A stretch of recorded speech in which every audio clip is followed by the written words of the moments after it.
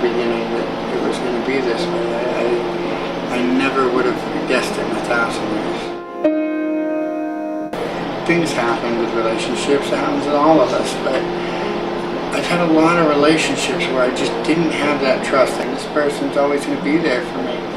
I'd never found that in another woman, and now when I met Sam, I really believed that she was beyond things like cheating and lying and deceit. I thought she really did love me with everything that she had, and that we were meant to be together.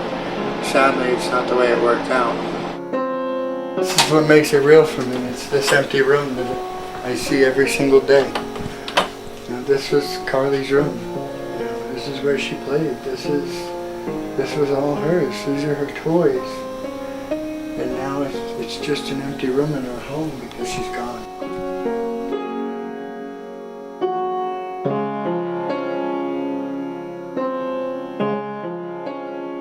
My name's Michael Walsh. I was born in New Hampshire. I was raised in Massachusetts, and I lived in a little town called Stoneham. As I'm graduating high school, I'm seeing all my peers on this path that just seemed like the norm. They'd get married, they'd have kids, they'd find a job in that local town, they'd grow old, they'd die.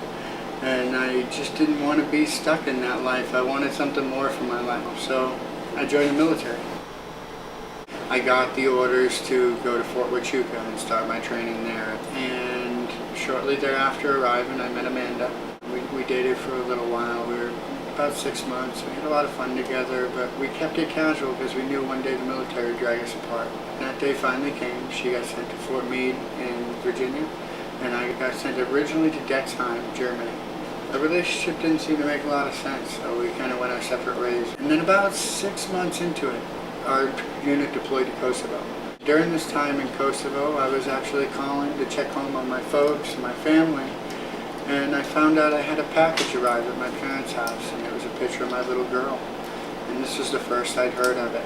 Now, obviously, there's nothing I could have done about it in Kosovo, but I spoke to the mom, and we talked about things, and we decided to go with what the military suggested. And the military said that the only way I could be part of my daughter's life was if I married Amanda and brought them with me.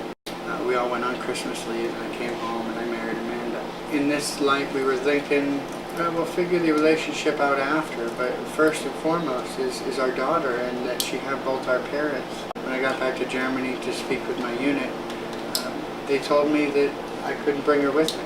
And so now I was faced with the facts that I'd be stuck without my new wife and my daughter for the next at least 2 years, half a country or half a world away. We weren't strong enough in a relationship to make a long-distance relationship work. So at this time we decided that, we'd have to go our separate ways, and we divorced. Moving on from Katie, it was really difficult, but to some degree I never really had it to know what it's like to lose it. They lifted the stop loss on my MOS. My time in the military was done. After I moved back to New Hampshire, I met Sam, and we hit it off. This was just after 2008 when everything, financially and economically started to get really shaky. And so I started managing a convenience store. During the time I was working in the convenience stores when I found out Sam was pregnant. And we were very happy about it. We were even already engaged at that point, but we decided that those funds could be better spent preparing for the baby. Well, then the store actually closed up, and they came in and told us we're not going to be in business next week.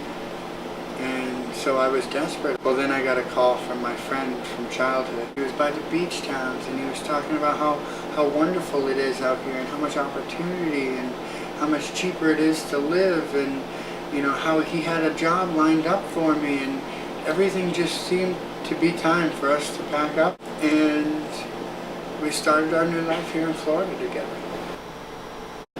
When that baby stepped into my life, though, everything changed. I knew from the moment she was conceived that baby would never leave my sight. That baby would get every bit of love and affection and support and guidance, all that. I wanted to be the father I wasn't able to be for Katie with Carly. It was my chance to be the father I always wanted to be. I would wake up in the morning and have breakfast with her and watch cartoons and play until I had to go to work. And at the end of the day, I'd come home, and the first thing I'd do is get greeted by Carly, and I'd spend the rest of my night playing with her until she went to sleep. And then by the time she fell asleep, I was shortly thereafter, just so I can get up in the morning to play with her again. She was everything to me. Then about a year into our family's life, and I had found out that her mom had been with other men. I confronted her in a McDonald's, and she struck me in the face while I was holding the baby. She hit me hard enough to bust my lips and spattered blood on the side of the baby's face. The McDonald's crew immediately called the police, and I took the baby and walked home. The mother tried to flee the scene, and they caught her and arrested her. It was a devastating thing for me. They let her out on her own recognizance, let her out on bail, and one of those conditions for her release was that she had a no contact order. It wasn't long before she was knocking at the door, telling me that she wanted to fix our family, that she loved me, that she made a terrible mistake, and she wanted to make that right for Carly's sake. And why else would I want to do anything else? Why would I not take the chance to fix my family? I spoke with the state's attorney, and I fought with them to get the charges reduced. They were trying to get her for child endangerment, assault, and domestic violence. And after many conversations with the state attorney, I finally got them to reduce the charges. And she came home and she was excited. She was telling me that they dropped it and she was done. And, there was nothing more to worry about.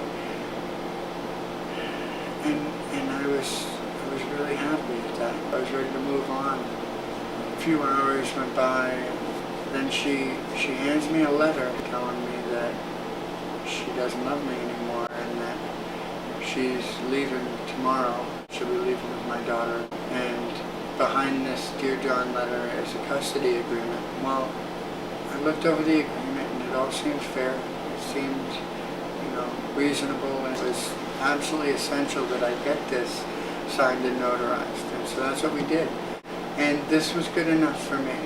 It wasn't the family fix that I wanted, and it was a terrible loss to see Sam leave, but once she was gone, at least I had something that would say that I'd always have a place in my daughter's life.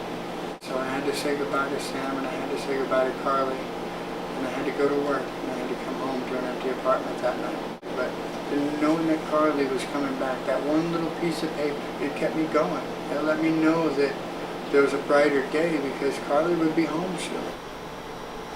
Well, it went okay until July of 2013. According to the agreement, she was to go home September 28th. And her mom said she wanted her home on the 9th of July. And she made it very clear that she'd put me in prison if I didn't send my daughter home when she demanded. I thought this was crazy. How could this be? How could she possibly? This must be idle threats. She can't put me in prison. What can she do? I mean, I have the birth certificate. I have the Social Security card. I have my daughter.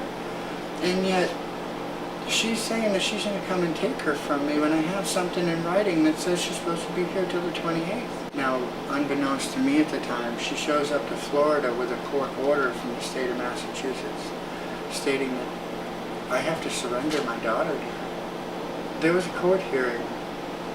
It was Friday, July 12th at 9 a.m. This was a court hearing where they decided that my daughter's jurisdiction, my daughter's home, my daughter's parent to be responsible for her is Samantha. I could have defended myself. I could have represented myself, and I could have showed them that I'm in the right here. This is my daughter. This is my proof. This is everything. But because I wasn't notified of the court hearing, I didn't get that opportunity. So about 5 o'clock that evening, I get a call from my brother who says that the police are looking for me. I was just coming back from the beach with Carly. So I went down to the police station to meet the guy. And as we walk in, Samantha's there.